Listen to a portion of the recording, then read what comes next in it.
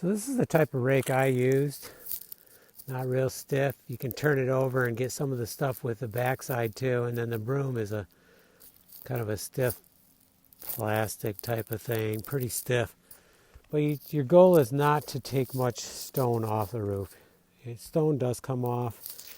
Even when it rains hard, you'll see some stone on the ground. So the surprising thing on this side was where it was super heavy, it just kind of rolled off as a big sheet. So that actually turned out to be the cleaner part of the roof. And now the top part where there wasn't near as much, it wants to stick better. But again, this where it's dark here, that's just because there's moisture. And you can already see where it's lightening up. And I'm sure if we come up here by the end of the day, most of this will be all the same color again. So it appears that it does not go into the asphalt shingles. The other thing is sweeping it off. I tried not to sweep hard on the stone again, but it gave me a chance to walk around the roof. And I know when I built this, it was a 1/2-inch plywood on top of 16-inch rafters. So I knew there was some flexibility to it, and it feels the same as it did back then. This was about 40 years ago. So it feels normal to me. I did not feel any soft spots.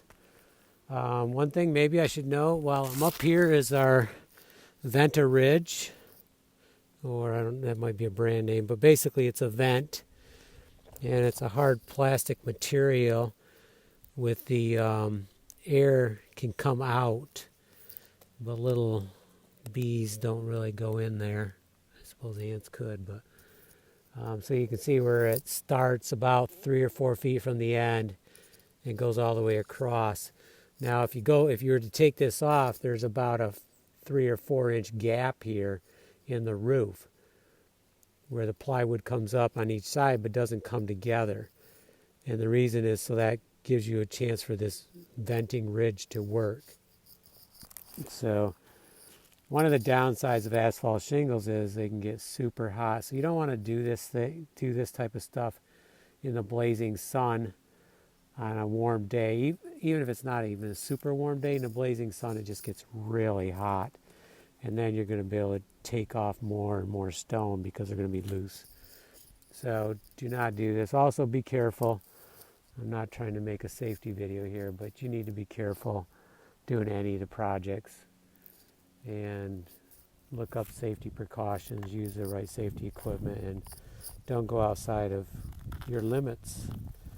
Be conscious of what your limits are and stick to them, and be careful. That's the most important aspect of any project. Okay, so I'm happy with it being almost clean.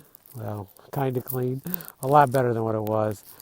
And now I think we're going to try our extended drip edge idea. I'm going to go get some aluminum and just kind of play around and see what it looks like. Will it stay? And look at the options, because this is just normal drip edge here.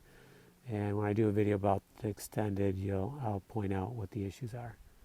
Okay,